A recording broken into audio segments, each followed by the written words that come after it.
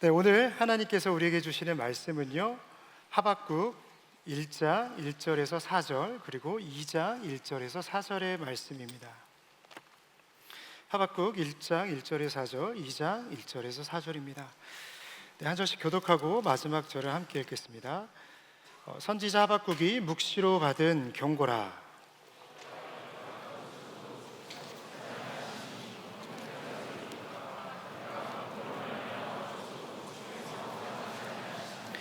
어찌하여 내게 죄악을 보게 하시며 패역을 눈으로 보게 하시나이까? 겁탈과 강포가 내 앞에 있고 변론과 분쟁이 일어났나이다.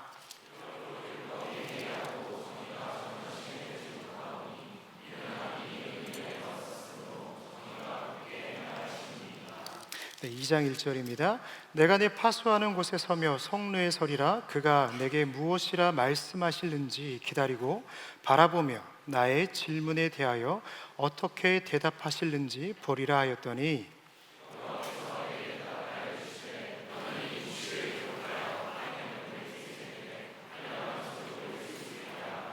이 묵시는 정한 때가 있나니 그 종말이 속히 이르겠고 결코 거짓되지 아니하리라. 비록 더딜지라도 기다리라. 지체되지 않고 반드시 응하리라. 보라, 그의 마음은 교만하여 그 속에서 정직하지 못하나 의인은 그의 믿음으로 말미암아 살리라. 아멘. 이것은 하나님의 말씀입니다. 오늘 이 시간에는 선에 갇힌 인간, 선밖에 하나님이라는 제목으로 은혜를 나누고자 합니다. 우리 삶에는 보이지 않지만 지켜야만 하는 선이 있죠. 어떠한 공동체에서 이러한 선은 전통일 수도 있고요, 또 지금까지 쭉 지켜왔던 관례일 수도 있습니다. 어떠한 사람은 이 선을 보고요, 불문율이라고도 하죠. 어떠한 법적인 효력을 가지고 있지는 않지만 이 선을 지키지 않았을 때, 이 선을 넘었을 때 반드시 문제가 일어납니다. 그러나 반대로 우리의 삶이요, 이 선에 너무 매여서도 안 됩니다. 한 사람이 이 선에 갇히기 시작하면요, 발전할 수 없고요, 공동체가 어떠한 선에 갇히기 시작하면 그 공동체는 우물 안의 개구리가 될 수밖에 없기 때문입니다. 때로는 깊어짐을 위해서 과감히 선을 넘어가야 하는 것이죠. 그래서 우리가 인생의 선을 잘 타는 사람을 뭐라고 말합니까? 센스 있는 사람이라 이야기를 하죠. 제 주변에도 센스 있는 분, 이 선을 잘 타시는 분이 계십니다. 개인적으로 제가 사랑하고 또 존경하는 분이신데, 이분의 설교의 스펙트럼은요, 누구보다 넓으세요. 그래서 저는 이분이 설교하실 때마다 굉장히 은혜를 많이 받고 감탄을 합니다. 지난 뉴송 설교도 저는 필리핀에서 이분의 설교를 온라인으로 들었는데, 다 아시죠? 우리 황대석 목사님이세요. 제가 필리핀에서 뉴송 예배를 드리는데 예배를 마치고 몇 가지가 제 마음에 남았습니다. 여러분, 요압 이행시 기억하세요? 요한은 아버지시다. 네? 제가 필리핀 거리를 지나가는데 제 머릿속에 요압만 남아있는 거예요. 요한 아버지. 또 설교를 들으면서 제가 하나 남았던 게, 그 해병대 설교하실 때, 저는 육군이거든요. 해병대를 갔어야 했나, 또 한편으로는 오늘 다 해병대 머리하고 오면 어떡하나. 그런데 제가 오른편을 봤을 때 제 오른편에 계신 분은 이 호국이죠. 육군 만기 병장 전역하신 분이 계셨어요. 담임 목사님이셨어요. 그래서 어쨌든 저는 바로 선을 그었죠. 해병대보다 육군이다. 여러분, 명성교회에 계시면 해병대보다 뭐라고요? 육군입니다. 특히 황 목사님의 설교 제목의 선은요, 타의 추종을 불허합니다. 그분의 설교 제목의 선을 따라갈 수가 없어요. 제가 설교를 준비하면서 황태수 목사님의 우리 교회에서 하신 설교 제목을 쭉 찾아봤어요. 뉴송 황대성 목사의 검색하면 다 나오거든요. 제가 찾아본 바, 이 교회에 와서 첫 설교하실 때 제목이 돌아가는 길이었어요. 굉장히 평범한 설교 제목이셨는데, 점점 이 설교의 선이 확장되어집니다. 싸움의 영성 눈에 뵈는 게 없습니까? 낄낄빠빠. 내년에 어디서 뭐 할 거예요? 제가 봤을 땐 그 시즌2 하실 것 같아요. 그리고 전무후무한 설교 제목인데, 제가 봤을 땐 전에도 없었고 후에도 없을 설교 제목입니다. 집중해서 들으셔야 돼요. 날마다 숨 쉬는 순간마다 내 앞에 어려운 일 보이지만 아직 끝나지 않았습니다. 주님의 그 자비로운 손길에 항상 좋은 것 주시도다. 이게 설교 제목이었습니다. 여러분, 지난주 설교 제목도 네, 이미 황대선 목사님께서 에피소드를 말씀을 하셨는데, 사실 황이 아니죠. 행정부에 보낸 문자를 저에게 똑같이 보내셨었어요. 뭐라고 보냈냐면, 임 목사님, 이 제목으로 공예배 때 설교하는 거 괜찮을까요? 네가 아버지 뭐 하시노? 제가 속으로 이 문자를 받고, 뭐지? 내가 없어 많이 힘드신가? 아니면 교회를 나가고 싶으신 건가? 저는 그분의 설교의 선을 감히 따라갈 수가 없습니다.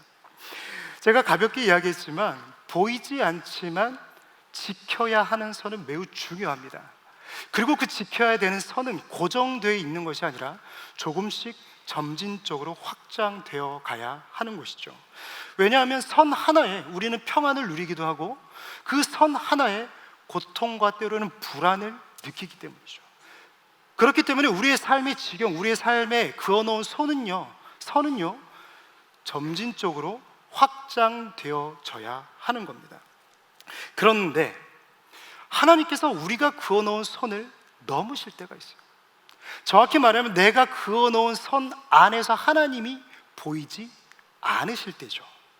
그 순간을 만날 때 우리는 긴 한숨과 함께 내뱉는 말이 있습니다. 주님, 언제까지 그러실 겁니까? 제게 왜 그러세요? 오늘 본문도 이와 같은 한숨을 쉬는 한 남자가 등장합니다. 우리가 잘 아는 하박국 선지자죠. 그가 활동할 당시 남유다는요, 이 사면초가에 놓여 있었습니다. 외부적으로는 애국과 아수르, 그리고 신흥 강국이죠, 이 바벨론이라는 나라, 이 세 나라 속에서 그는 줄을 타고 있었습니다. 또 내부적으로는요, 심히 부패했죠. 물론 왕은 요시야 왕이었습니다. 그는 종교 개혁을 이룬 훌륭한 왕이었어요. 그런데 이 세월의 무게 속에서 다시 백성들이 부패한 것이죠. 나라가 부패했을 때 일어나는 일이 무엇입니까? 공통적인 것 같아요. 악인은 득세하고 의인은 핍박을 받는 불합리한 상황. 하박국은 이러한 상황 가운데 하나님 앞에 불합리를 외치고 있는 것이죠. 우리 2절 말씀, 우리 세 번역으로 함께 읽어볼까요? 2절 말씀입니다. 시작. 폭력이다 하고 외쳐도 구해주지 않으시니 주님, 언제까지 그러실 겁니까? 한마디로 말하면 이런 거죠. 하나님, 제게 왜 그러세요? 도대체 언제까지 그러실 겁니까? 내 삶 가운데 언제까지 이러실 거냐고요. 하박국의 이름의 뜻은요, 허무함이고 공허함입니다. 마치 그의 이름은요, 그가 살아가는 시대와 그의 삶을 말하는 것 같아요. 하나님은 선하시다라고 말씀을 하시는데, 그가 살아가는 삶 가운데, 또 그의 삶 가운데는 하나님의 선하심, 그 선이 조금도 보이지 않는 것이죠. 하나님은 공의의 하나님이시고 정의의 하나님이십니다. 그런데 그가 바라보는 이 예루살렘의 삶 가운데 하나님의 공의와 정의는 조금도 나타나지 않는 겁니다. 그의 이름처럼 그의 삶과 그가 살아가는 모든 삶 가운데 나타나는 것은 두 가지였습니다. 허무함과 공허함이었다라는 것이죠. 여러분, 시대가 변한다고 해서 이 사실이 바뀌었을까요?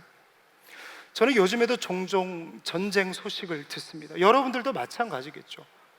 여전히 러시아와 우크라이나 전쟁은 이어지고 있습니다. 중동의 전쟁은요, 끝나기는커녕 더욱더 심각해지고 확전으로 나아가고 있죠. 여러분, 이러한 전쟁 가운데 가장 피해를 보는 사람은 누구일까요? 가장 큰 피해자는 누구예요? 여인과 어린 아이들입니다.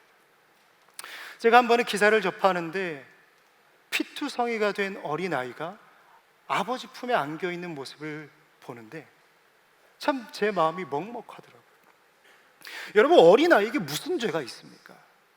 여인에게 무슨 큰 죄가 있어서 이러한 전쟁을 마주해야 되냐고요. 도대체 그 땅 가운데 하나님의 정의는 세워져 있는 것일까요? 여러분 생각해 보십시다. 그 중동 땅에 그리스도인이 없을까요? 피해를 입은 자 중에 그리스도인이 단 한 명도 없을까요? 만약 있다면 그것을 바라보는 또 다른 그리스도인은 과연 하나님을 바라볼 때 무슨 고백을 할까요? 그가 고백하는 것, 하나님 언제까지 그러실 겁니까? 선밖에 하나님을 부르짖으면서 하나님 제게 왜 이러십니까? 하나님을 믿고 따라가지만 그 삶 가운데 허무함과 공허함이 그의 삶을 사무치게 했을 겁니다. 뭐 꼭 피를 봐야 전쟁인가요? 우리도 오늘 하루하루를 살아가는 것이 마치 전쟁과 같은 인생일 때가 있죠. 여러분들이 예배를 드리는 이 시간, 일주일 이 월화수목금토 주일 중에 가장 금싸라기 같은 시간 아닙니까? 사람을 만날 수 있고 공부할 수 있고 나의 미래를 준비할 수 있고 이 시간을 통하여 우리의 삶을 충분히 풍성하게 만들 수 있습니다. 무엇이든지 도전할 수 있는 기회가 준비되어지는 시간이죠.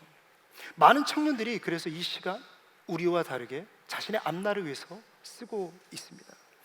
그리고 이제 곧 수능이고요. 수시는 이미 시작되었습니다. 그리고 제가 알기로는 곧 임용고시도 다가오는 걸로 제가 압니다. 꼭 직장뿐만인가요? 연말이며 인사고과도 있고 여러 가지 연말에 맞춰서 직장이든 어떠한 공동체든 바빠지기 마련입니다. 그러나 우리는 과감히 이 시간을 하나님께 드립니다. 드리기 때문에 우리는 일상이 더욱더 치열할 수밖에 없고 그 치열한 가운데 우리는 전쟁과 같은 하루를 살아갈 수밖에 없다라는 거예요. 여러분 보십시오. 주말에 내가 이 시간을 쓰지 않는다면 우리 일상이 주중의 시간이 그렇게까지 치열할까요? 어쩌면 우리가 주말을 하나님 앞에 온전히 드리기 때문에 우리는 그 일상의 하루하루를 전쟁처럼 살아가고 있는지도 모르겠습니다. 우리는 오늘을 살아갑니다. 우린 세상과 타협하지 않고 말씀대로 살아가려는 의인입니다. 적어도 예수님을 닮아가려고 발버둥 치는 인생 아닙니까? 그래서 여러분들 여기 앉아 계시는 것이고 내일도 아침 일찍부터 교회학교 봉사부터 찬양대부터 오후 예배, 저녁 예배, 기도회까지 여러분 하나님을 닮아가기 위해서 이 치열함을 자청하며 그 전쟁 가운데 들어가는 것이 여러분들의 결단 아닙니까? 그런데 문제는 뭐예요? 그렇다고 해서 내 삶 가운데 하나님의 정의와 공의와 그 선하심과 보호하심과 그 인도하심이 조금도 느껴지지 않는다라는 것이죠. 누구보다 치열하게 살았고 하나님 앞에 헌신했고 조금이라도 의인이 될 수 없지만 의인과 같이 살아가 보려고 우리는 치열한 하루하루를 살아가는데 내 삶 가운데 하나님의 말씀이 나타나지가 않습니다. 주님은 분명히 말씀하셨습니다. 그런즉 너희는 먼저 그의 나라와 그의 의를 구하라. 그리하면 뭐 하신다고 하셨어요? 이 모든 것을 너희에게 더하시리라. 주님께서는 반드시 내가 너에게 더하시겠다라고 말씀하셨습니다. 여러분, 주님의 그 더하심이 느껴지십니까? 하나님이 일하시지 않은 것처럼 느껴지는 건 혹시 저만의 느낌입니까? 이러한 세상 속에서 우리가 할 수 있는 말은요, 주님, 언제까지입니까? 제게 왜 이러세요? 이러한 한숨이 우리의 마음을 여전히 맴돌고 있습니다. 그러나 오늘 말씀은요, 그렇기 때문에 이 하박국의 절규가 우리에게는 위로가 되고 도전이 되는 것이죠. 왜요? 하박국의 마지막 고백인데요, 우리 같이 한번 읽어볼까요? 3장 17절에서 18절 말씀입니다. 시작.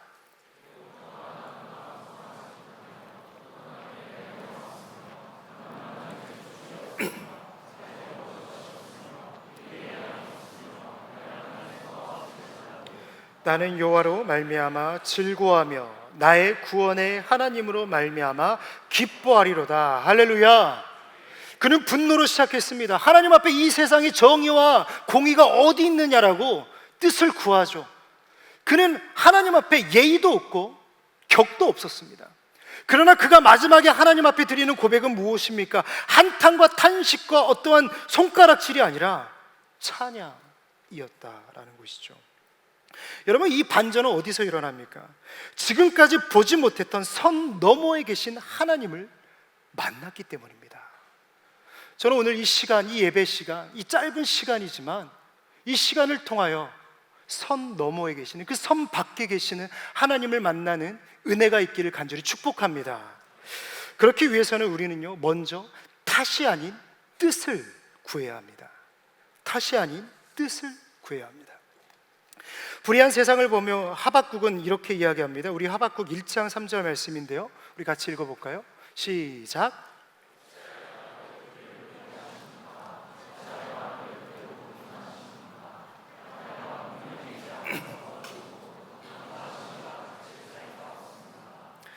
하박국은 하나님 앞에 어찌하여 라고 이야기를 합니다. 그리고 그때 드디어 주님께서는 말씀하시죠. 그러나 하나님의 그 응답 가운데 하박국은요, 실소할 수밖에 없었어요. 이런 표현이 안 맞지만 적나라하게 표현하자면 어처구니가 없는 하나님의 음성을 들은 거죠. 우리 6절 말씀 같이 읽어볼까요? 6절입니다. 시작. 보라, 내가 사납고 성급한 백성, 곧 땅이 넓은 곳으로 다니며 자기의 소유가 아닌 거처들을. 아멘. 여기서 갈대아 사람은요, 바벨론 사람을 말합니다. 당시 바벨론 사람들은요, 악인 중에 악인이었어요. 중동 지역에 일명 깡패였어요. 그런데 하나님께서 그 깡패의 손에 넘기시겠다는 거예요. 하박국은 이야기합니다. 하나님, 그래요, 우리가 잘못했어요. 하나님의 뜻을 떠났고 의인들을 괴롭혔고 우리는 하나님 앞에 벌을 받아야 마땅한 이들입니다. 그런데 어찌하여 깡패인 바벨론에게 우리를 넘기십니까? 아니, 그냥 넘기는 것이 아니라 악인만 넘기셔야지 왜 의인까지 넘겨버리십니까? 우리가 하나님의 아들이고 딸 아닙니까? 우리 하나님의 자녀잖아요. 근데 어떻게 우리를 바벨론에게 넘길 수 있습니까? 여러분, 하박국의 말이 틀렸습니까? 그들이 잘못한 건 맞잖아요. 맞아요. 심판을 받아야 해요. 그러나 그 안에는 악인들만 있는 것은 아니라는 것이죠. 부모의 마음은 다 그렇거든요. 아무리 자식이 잘못해도요, 남에게 혼나는 것을 보지 못해요. 내가 혼을 냈으면 혼을 냈지, 남에게 혼나는 자식을 보는 그 부모의 마음은 속상합니다. 제 자녀도 마찬가지예요. 우리 사랑이가 다퉈서 맞아온다, 맞고 온다, 사실 상상이 가진 않아요. 우리 사랑이가 맞을 아이는 아니거든요. 늘 때리는 것만 저는 봤는데, 늘 믿음이, 제가 말씀드려, 믿음, 소망, 사랑 중에 제일은 뭐예요? 사랑이에요. 절대 맞지 않는 아이인데 어쨌든 간에 이 사랑이가 맞고 온다면 저는 무진장 속상할 것 같아요. 그런데 주님은요, 의인까지 바벨론에게 넘겨버리셨어요. 보십시오. 그때 포로로 끌려갔던 사람이 누구예요? 다니엘이에요. 다니엘과 세 친구예요. 하나님께서는 악인들만 넘길 뿐만 아니라 의인들조차도 하나님께서는 바벨론 포로로 다 보내버리셨다는 거예요. 하나님은 공입니다. 하나님은 정입니다. 그런데 그 의인들을 하나님께서는 다 보내버리셨어요. 제가 고등학생 때부터 봐왔던 귀한 지체가 있어요. 제가 그 지체를 오랫동안 봐왔고, 고등학교 때부터 굉장히 신실했고 순수했고 정말 공부와 교회밖에 모르는 친구였어요. 대학교 와서도 굉장히 열심히 하는 아주 믿음 좋은 친구입니다. 그런데 하루는 저한테 와가지고 면담을 신청하는 거죠.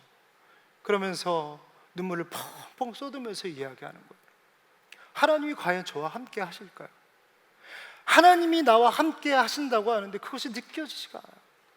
그러면서 속사정을 제가 들어보니까 부모님은 맞벌이를 하시고 이제 집에 형제끼리 남는 거죠.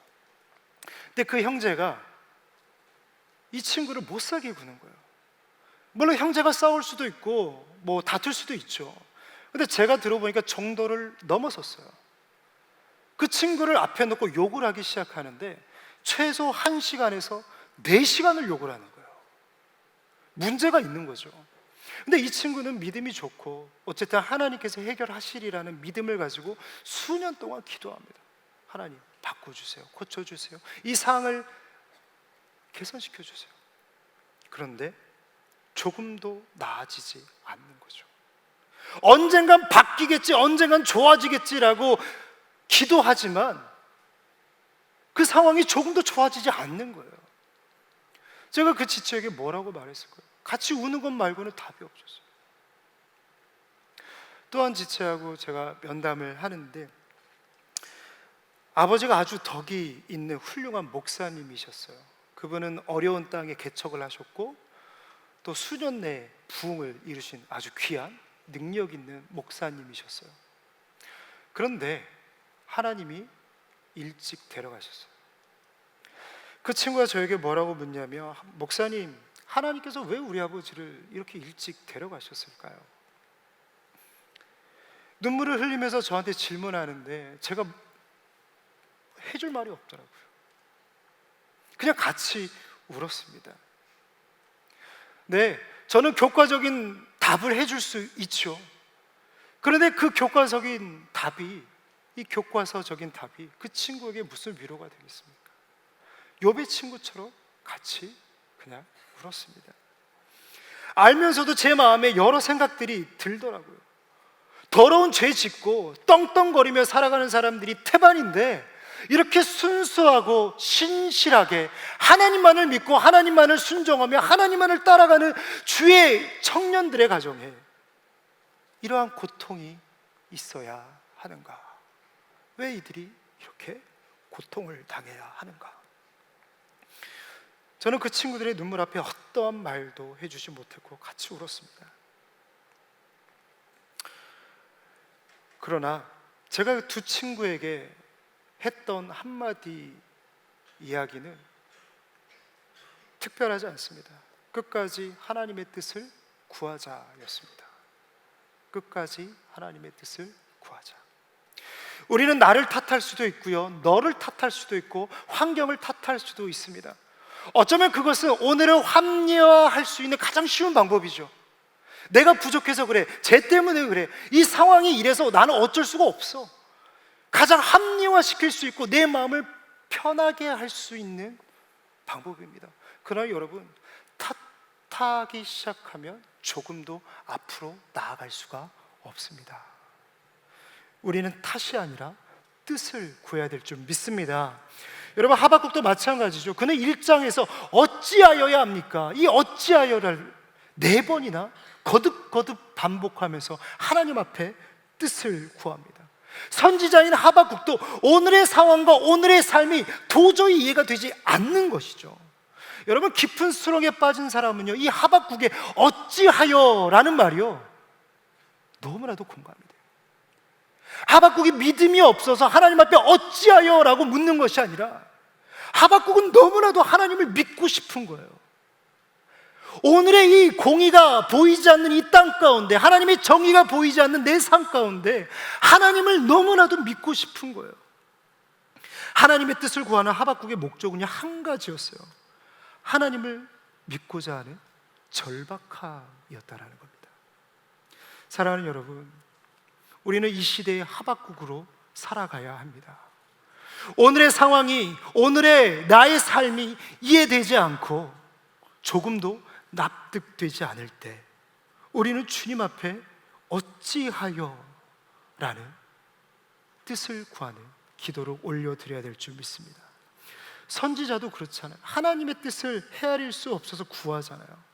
여러분, 믿음이라는 단어 아래 하나님의 뜻을 단정 짓거나 외면해서는 안 됩니다. 치열하게 뜻을 구하십시오. 더욱이 여러분들에게 도전을 드리는 것은 어려운 일로만 뜻을 구하지 말고 내 삶 가운데 형통한 일이 있을 때는 더욱더 반드시 하나님의 뜻을 구하시기를 축복해요. 길이 열렸습니까? 그렇다면 그 길을 열리게 하신 하나님의 뜻을 구하십시오. 직장에 들어가셨습니까? 하나님, 내가 이 직장에서 무엇을 하길 원하십니까? 내가 만나는 사람들과 무엇을 하길 원하십니까? 여기서 받는 이 사례를 가지고 하나님 무엇을 하길 원하십니까? 단순히 고난만을 구할 것이 아니라 이 형통한 가운데 하나님의 뜻을 구할 때 하나님의 오묘하고도 그 깊으신 은혜를 더욱더 우리는 누리게 될 줄 믿습니다. 두 번째로는요, 순례자의 길을 걸어가야 합니다. 하나님과 씨름하던 하박국이 이야기하죠. 우리 2장 1절 말씀을 같이 읽어볼까요? 2장 1절 시작.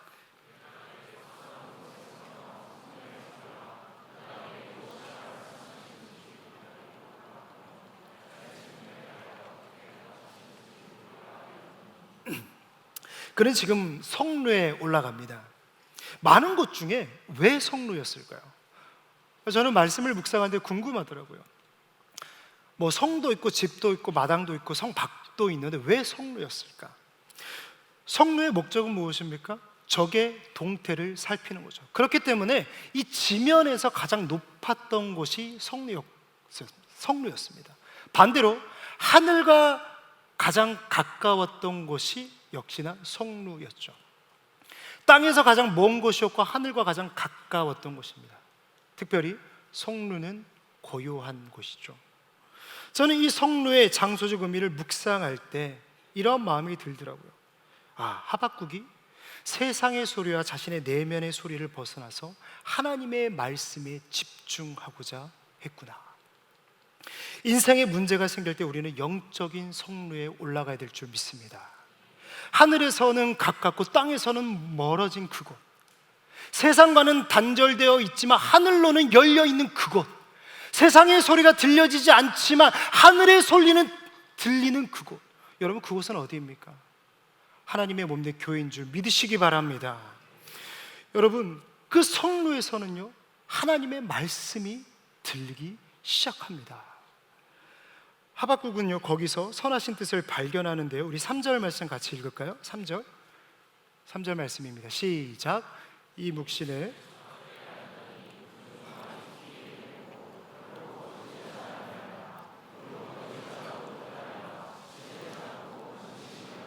아멘. 사랑하는 여러분, 우리를 향한 하나님의 선하신 뜻은 바뀌지 않습니다. 비록 더딜지라도 주님이 말씀하시는 거예요. 기다리라, 지체되지 않고 반드시 뭐 한다고요? 응하리라. 그는 답답한 가운데 성루로 올라갑니다. 하나님 도대체 무엇을 해야 합니까? 하나님은 도대체 어디 계십니까? 그럴 때 주님은 말씀하시는 거죠. 반드시 응하리라. 우리가 얼마 전까지 함께 말씀을 나눴던 전도서의 말씀도 이와 같은 대목이 있지 않습니까? 기한이 차고 때가 되면 이루어지는 것입니다. 그래서 주님께서는요 우리에게 하시는 말씀이 우리 하박국 2장 4절입니다. 우리 함께 2장 4절 같이 읽겠습니다. 시작. 보라, 그의 마음은 교만하여 그 속에 정직하지 못하나 의인은 그의 믿음으로 말미암아 살리라. 아멘. 여러분 여기서 의인은 무엇일까요? 저는 이렇게 묵상해 봅니다. 내가 의로운 사람이 되는 것이 아니라 의로우신 하나님을 믿는 사람. 의인은 내가 선한 것이 아니라 의로우신 선하신 하나님을 믿는 사람이라는 것입니다. 그래서 의인이 걷는 길은 뭐예요? 순례자의 길을 걷는 거예요.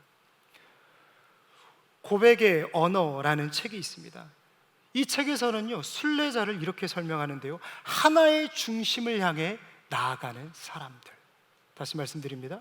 하나의 중심을 향하여 나아가는 사람들. 때때로 순례의 길이 막힐 때도 있습니다. 그러나 순례자들은 낙심하지 않아요. 왜냐하면 이 막힘이, 이 장애물이 오히려 나를 그 중심으로, 그 하나된 중심으로 이끌어 줄 거라는 기대, 비록 더딜지라도 반드시 응하리라는 믿음을 가지고 있기 때문이죠. 그래서 순례자는 인생길에서 만나는 모든 일들이요 하나님께로 나를 이끄시는 사건으로 신뢰하기에 감사할 수 있는 것입니다. 우리는 우리가 정해놓은 선을 벗어나 하나님의 서 있는, 그 하나님이 서 있는 그 하나의 중심을 향하여 담대히 순례자로서 걸어가야 될 줄 믿습니다. 순례자로서 선 밖에 계시는 하나님을 만나야 된다는 것이죠. 우리는 그때까지 끊임없이 어찌하여라는 타시안의 뜻을 구해야 합니다. 왜냐하면 그 길 끝에서는요, 다른 것이 기다리는 것이 아닙니다. 여호와 이레, 할렐루야, 하나님께서 예비해 두신 은혜가 우리를 기다리고 있기 때문입니다. 아브라함을 보십시오. 하나님께서 아브라함에게 이삭을 바치라라는 말씀이, 이 준엄한 명령이 떨어집니다. 그 말씀이 떨어지자마자 아브라함은 길을 떠나죠. 그의 움직임은 조금도 주저함이 없습니다. 곧장 떠납니다. 살 길을 가죠. 마지막 제단을 세워놓고 이삭을 눕힙니다. 역시나 아브라함은요, 조금도 주저하지 않아요. 그는 단번에 칼을 뽑았고요, 한순간에 그 칼을 이삭에게 내리 꽂고자 했습니다. 그 순간이 얼마나 다급했던지 하나님께서는 아브라함아, 아브라함아 부르시는 거예요. 여러분, 이삭이 아브라함에게 도대체 어떠한 존재입니까? 100년 만에 얻은 자식 아닙니까? 아니, 이 자식 얻고자 그렇게 실수하고 하나님 어디 계시냐고 질문한 거 아닙니까? 그런데 그는 그 100년 만의 아들, 그 얻은 보물을 지체 없이 죽이고자 합니다. 그가 그렇게 할 수 있는 이유는 무엇입니까? 순례자의 길을 걸어가고 있기 때문입니다. 순례자 아브라함은 막힘이 오히려 중심으로 이끌어 줄 것이라는 기대를, 믿음을 가지고 있었기 때문이죠. 아브라함은 이미 산에 오르기 전에 종들에게 이야기를 하죠. 내가 아이와 함께 저기 가서 예배하고 우리가 너희에게로 돌아오리라. 분명히 단수가 아닌 복수입니다. 우리가 너희에게로 돌아오리라. 순례자의 길을 걸었던 아브라함은요, 이것이 결코 끝이 아니라는 걸 믿었다라는 거예요. 이 막힘이 내 삶의 종말이 아니라 또 다른 하나의 중심으로 나를 이끌어갈 것을 굳게 믿고 있었다는 거예요. 마지막에 이삭이 묻죠. 도대체 재물은 어디에 있습니까? 이때 아브라함은 이야기합니다. 하나님이 자기를 위하여 친히 준비하시리라. 아브라함은 방법론적으로 어떻게 하실지를 알았는지 몰랐는지는 모르겠어요. 그러나 중요한 것은 하나님의 뜻 가운데 반드시 나를 하나님께로 이끌어 갈 것이라는 믿음이 있었다라는 것입니다. 사랑하는 여러분, 여러분들의 인생을 막고 있는 것은 무엇입니까? 건강입니까? 물질입니까? 아니면 관계입니까? 아니면 여러분들의 삶 가운데 일어나고 있는 숱한 불의입니까? 우리가 순례의 길을 걸을 때 풀리지 않는 그 문제가, 그 막힌 담이 우리를 오히려 하나님께로 이끌어갈 줄 믿으시기 바랍니다. 마지막으로 우리는요, 사명을 감당해야 합니다. 하박국이 하나님과 씨름하면서 발견한 뜻이 있는데요, 한 가지입니다. 하나님이 이 백성을 버리지 않았구나. 하나님이 이 백성을 버리지 않고 함께 하시는구나. 그리고 하박국은 하나님을 향해 이야기합니다. 우리 3장 2절 말씀 같이 읽어볼까요? 3장 2절 시작.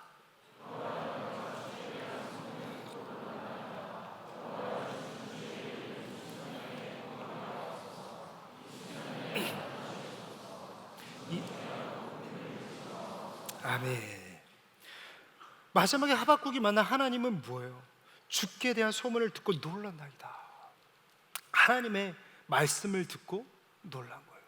그는 하나님의 마음을 헤아릴 수가 없어서 끊임없이 뜻을 구하는 자였습니다. 어찌하여. 그는 순례자의 마음을 가지고 막힌 가운데서도 끊임없이 하나님 앞에 나아갔습니다. 그 나아간 하박국이 만난 하나님은 뭐예요? 놀란나이다. 여러분들의 삶 가운데 놀라움으로 하나님이 함께 하실 줄 믿습니다. 그리고 그는 하나님과 주고받는 대화 가운데서 사명을 발견하죠. 그가 발견한 사명은 무엇입니까? 우리가 읽었던 말씀인데요, 우리 하박국 3장 17절 18절 같이 한 번 더 읽어보겠습니다. 시작. 비록 무화과 나무가 무성하지 못하며 포도나무에 열매가 없으며 감람나무에 소출이 없으며 밭에 먹을 것이 없으며 우리의 양이 없으며 외양간에 소가 없을지라도 나는 여호와로 말미암아 즐거워하며 나의 구원의 하나님으로 말미암아 기뻐하리로다. 아멘. 그가 발견한 사명은 무엇입니까? 소망 없는 그 땅에서 여호와를 찬양하는 것이었습니다. 단순히 하나님이 일하고 계시는군요, 나는 없어도 괜찮습니다가 아니라 하나님과 끊임없는 그 실험 가운데 그는 사명을 발견한 거예요. 소망 없는 이 땅 가운데 하나님을 찬양하는 것이 나의 사명이구나. 사랑하는 여러분, 여러분들이 서 있는 땅은 어떠한 땅입니까? 소망이 있으십니까? 희망이 있으십니까? 혹 하박국의 고백처럼 어떠한 공의도 어떠한 정의도 하나님의 선하심도 하나님의 보호하심도 하나님의 이끄심도 느끼지 못하는 철저히 혼자가 되어버린 그 땅을 걸어가고 계시지 않습니까? 여러분, 우리는 그러한 땅을 걸어갈지라도 사명을 감당해야 됩니다. 비록 무화과 나무가 없을지라도 포도나무에 열매가 없을지라도 외양간에 소가 없을지라도 나는 여호와로 말미암아 기뻐하리라. 여러분, 우리의 사명은 소망 없는 그 땅 가운데서도 하나님의 살아계심을 찬양하는 것인 줄 믿습니다. 특별히 비전 집회를 앞두고 있는데요, 제가 서두에 말씀드렸던 것처럼 우리는 우리 안에 많은 선을 긋고 살아갑니다. 이 사람과의 관계도 마찬가지죠. 우리의 관계를 좀 돌아봤으면 좋겠습니다. 여러분들이 이미 안 된다라고 결정짓고 선을 그어버린 관계가 있습니까? 저는 이번 비전 집회를 통하여서 도전합니다. 그곳에서, 그 관계에서 하나님을 찬양할 때 그 선 너머에 계시는 하나님을 반드시 만날 줄 믿습니다. 그것이 가정일 수도 있고요, 여러분들의 직장일 수도 있습니다. 그러나 어디에 계시든지 여러분 하박국처럼 순례자의 길을 걸어가십시오. 그 길이 막힘이 있고 장애물이 있고 여러분들 가운데 수많은 장애물이 있을지라도 우리가 순례자의 마음으로 가지고 걸어갈 때 오히려 그 막힘과 장애물이 여러분들을 하나의 중심으로 이끌어갈 줄 믿습니다. 하나님은 준비되어 계십니다. 기적은요, 사자굴 밖이 아니라 사자굴 안에서 일어납니다. 여러분, 하나님의 기적은 여러분들이 선을 그어버린 그 경계에서부터 일어나는 것입니다. 왜 그렇습니까? 담임 목사님께서 계속 다니엘 말씀을 설교하고 계시는데 지난번 설교 말씀이죠, 참 제게 와닿고 은혜가 되었습니다. 하나님은요, 불타는 바퀴를 타고 우리와 함께 하시는 분이세요. 우리 삶에 찾아오신다라는 것이죠. 여러분, 그렇습니다. 하나님은 쉬지 않으세요. 졸지 않으시고 주무시지도 않으시고 눕지도 않으세요. 여전히 불타는 바퀴를 타시고 우리의 삶 가운데 찾아오십니다. 또 언제나 먼저 찾아오세요. 제가 선지서를 쭉 보는데요, 1장 1절에 공통되게 나타나는 말씀이 있습니다. 스바냐에게 임한 여호와의 말씀이니라. 여호와의 말씀이 아미떼의 아들 요나에게 임하니라. 여호와의 말씀이 선지자 학개로 말미암아. 어떠한 공통점을 가지고 있죠? 그들이 먼저 구하고 그들이 먼저 찾은 것이 아니라 하나님께서 그 선지자들에게 임했다라는 것입니다. 여러분, 우리가 선 밖에 하나님을 나아갈 때, 그 선 밖에 하나님을 찾으러 나아갈 때 이미 나를 찾고 계신 그 하나님을 반드시 만나게 될 줄 저는 믿습니다. 뿐만 아니라 하나님의 뜻을 거역하고 도망갔던 요나에게도 하나님이 찾아가십니다. 더욱이 그리스도인을 핍박하고 죽이고자 했던 사울, 그 사도 바울에게도 주님이 먼저 찾아가셨습니다. 하나님은 실패의 자리에 불타는 바퀴를 타시고 찾아오시는 분이십니다. 말씀을 마치고자 합니다. 여러분에게 하나님은 선 안에 계십니까? 아니면 선 밖에 계십니까? 여러분들이 살아가는 인생길에 하나님은 길 위에 계십니까? 아니면 길 밖에 계십니까? 혹시 그 하나님이 보이지 않는다고 해서 하나님의 정의와 공의와 그 선하심, 그 인자하심이 느껴지지 않는다고 해서 하박국처럼 하나님을 향하여 손가락질하고 계시진 않습니까? 여러분, 만약 그렇다면 끝까지 그 손가락을 거두지 마십시오. 어찌하여야 하나님의 뜻을 구할 때까지 하나님을 향하여 여러분들은 어찌하여를 구하십시오.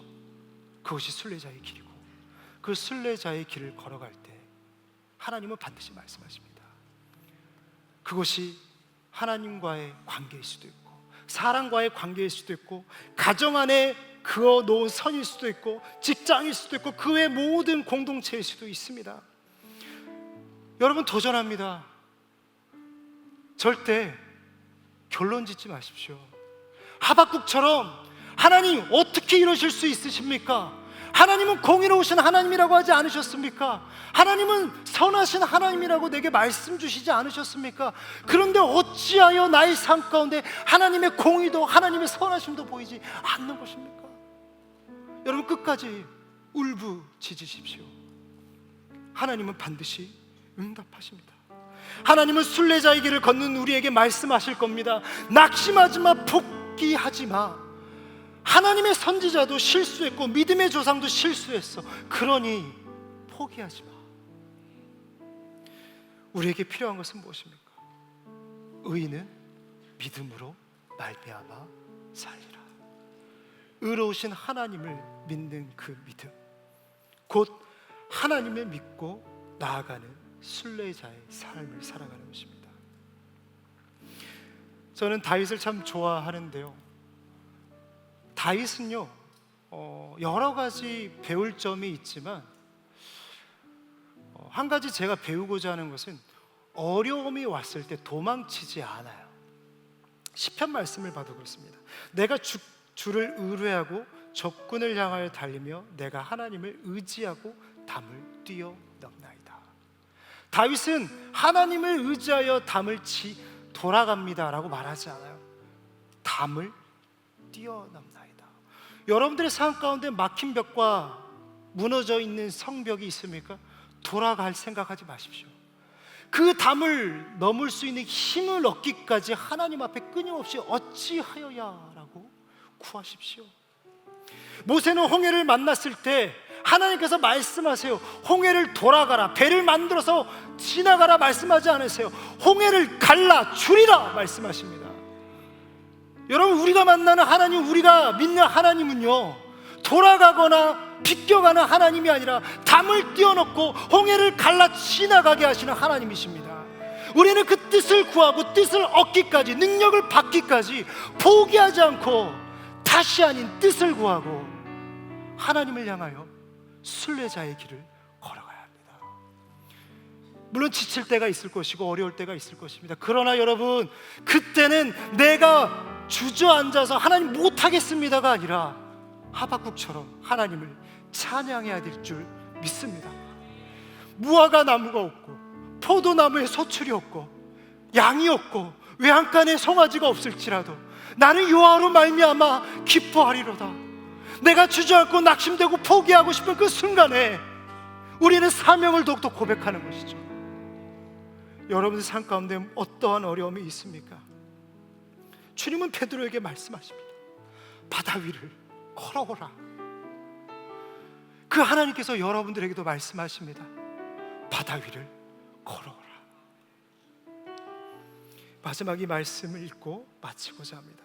혹시 말씀 준비됐나요? 스가랴서인데요, 우리 함께 읽겠습니다. 시작. 만군의 여호와께서 말씀하시되 이는 힘으로 되지 아니하며 능력으로 되지 아니하고 오직 나의 영으로 되느니라. 아멘.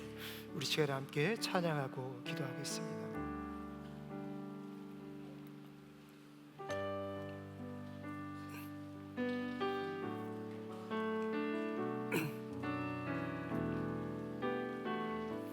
우리 함께 찬양하겠습니다. 예수 하나님의 공의, 예수 하나님의 공의,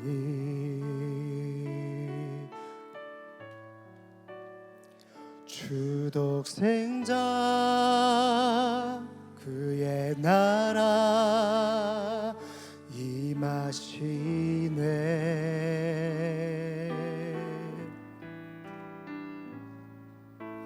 예수 제물이 되신 주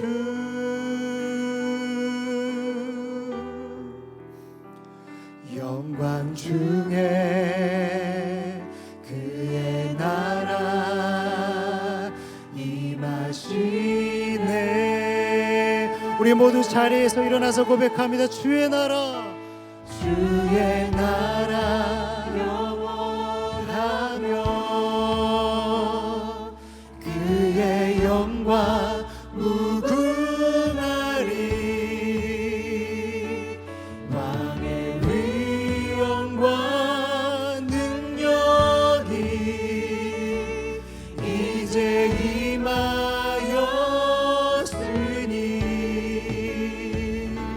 주의 주권과 주의 통치와 주의 나라 힘과 권세 임하네.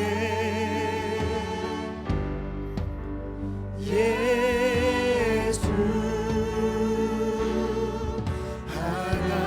하나님의 공의, 예수 하나님의 사랑 고백합니다. 예수 하나님의 사랑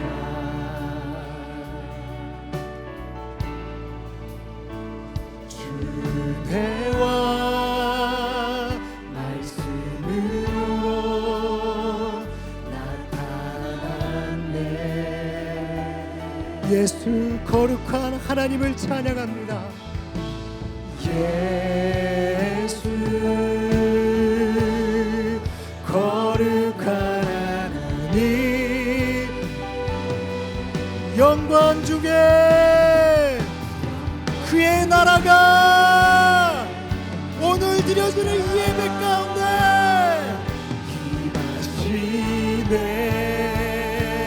할렐루야. 주님의 나라를 선포합시다. 주의 나라 영원하며 그의 영광 무궁하리. 왕의 위엄과 능력이 이제 임하였으니 주의 주권과 주의 통치와 하나님 우리의 삶 가운데 주의 나라 힘과 권세 임하네.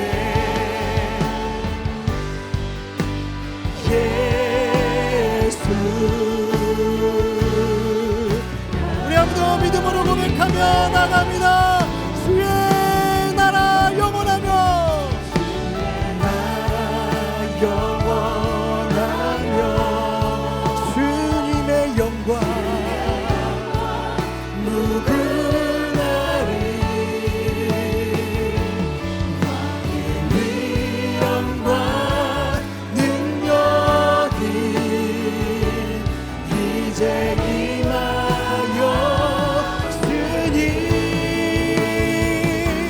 주의 주권과 주의 통치와 주의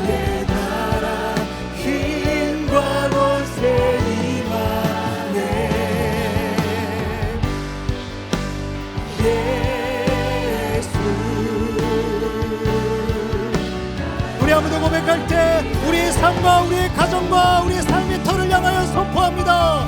주의 나라 영원하며 그의 영광 무궁하리.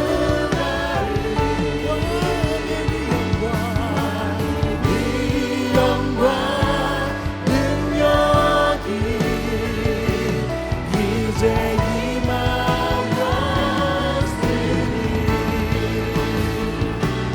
주의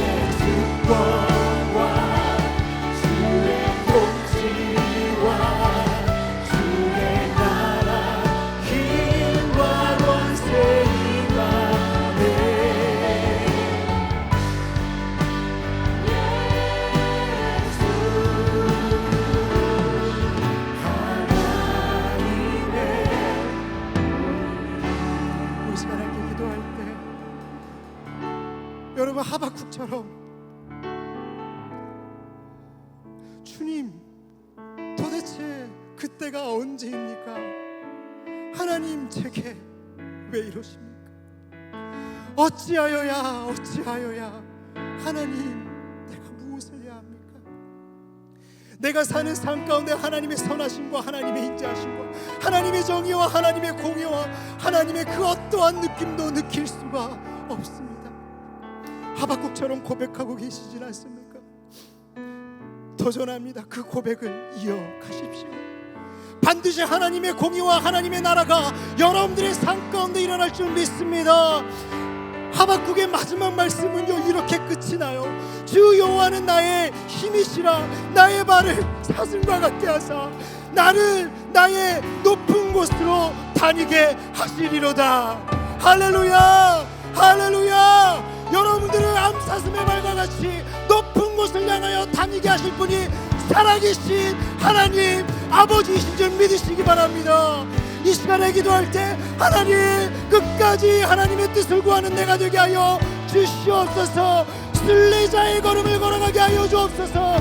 내 막힘이, 내 장애물이 하나님께로 오히려 가까이 다가게 할 줄 믿습니다. 어떠한 곳에서도, 절망이 느껴지는 곳에서도 하나님을 찬양하며 사명을 감당하는 내가 되게 하여 주시옵소서. 주시옵소서. 우리 주님 세 번 부르시고 기도합니다.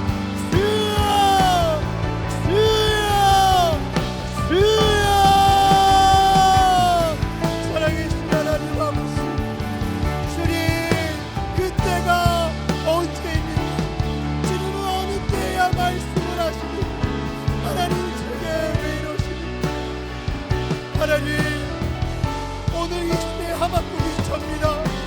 하나님, 하나님의 공의와 하나님의 정의와 하나님의 선하심과 하나님의 인자하심을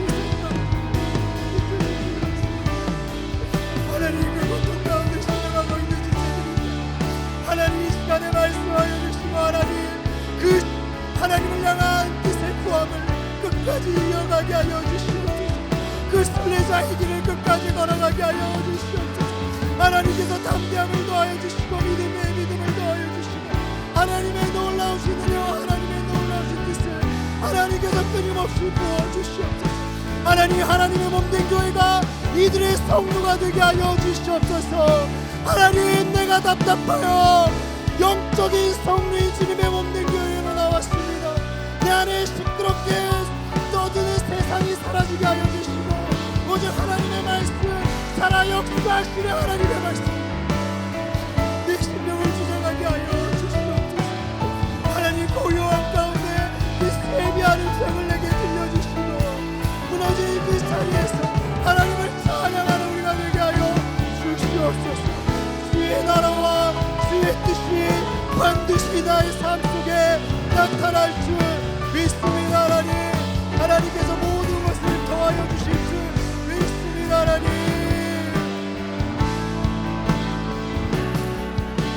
우리 함께 고백하며 나갑니다. 주님의 나라와 뜻이, 주님의 나라와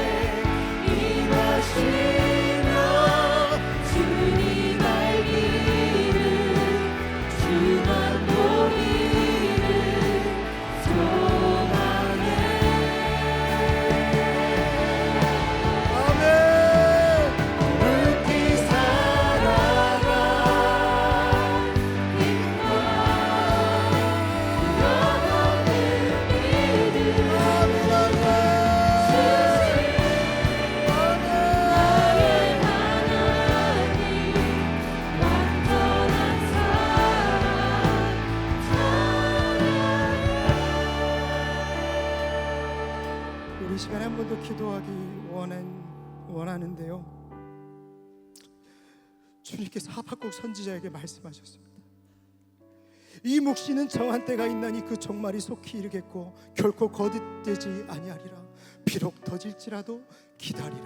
지체되지 않고 반드시 응하리라. 여러분, 그 말씀 가운데 우리가 해야 될 고백은 무엇입니까? 여호와여, 내가 주께 대한 소문을 듣고 놀랐나이다. 여호와여, 주는 주의 일을 이 수년 내에 부응하게 하옵소서. 이 수년 내에 나타내시옵소서. 진노 중이라도 긍휼을 잊지 마시옵소서. 우리가 비전 집회를 앞두고 있습니다. 비전 집회는 전도 집회입니다.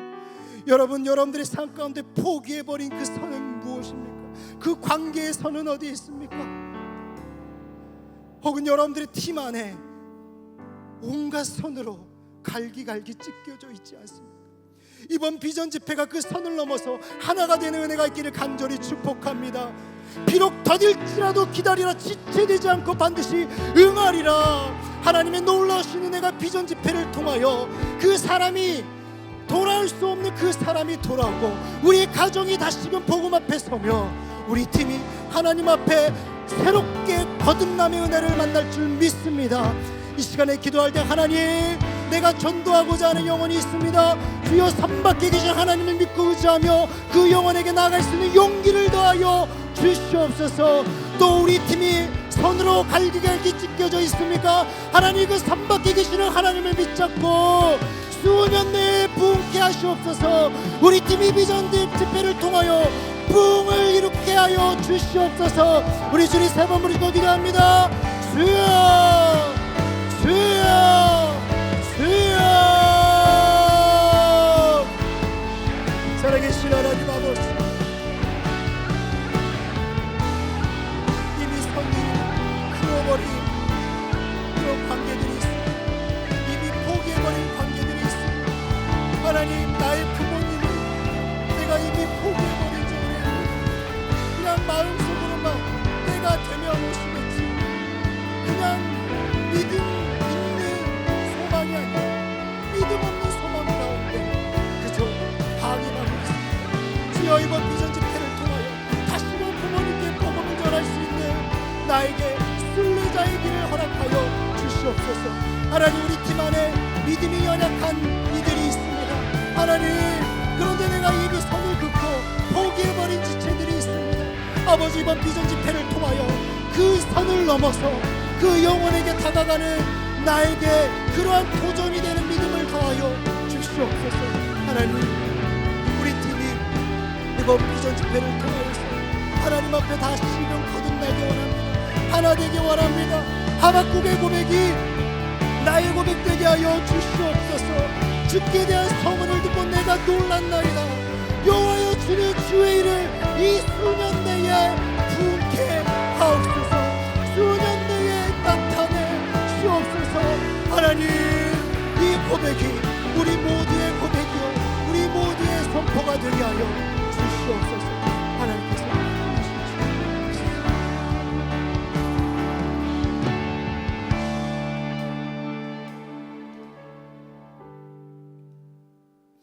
참 좋으신 하나님 아버지,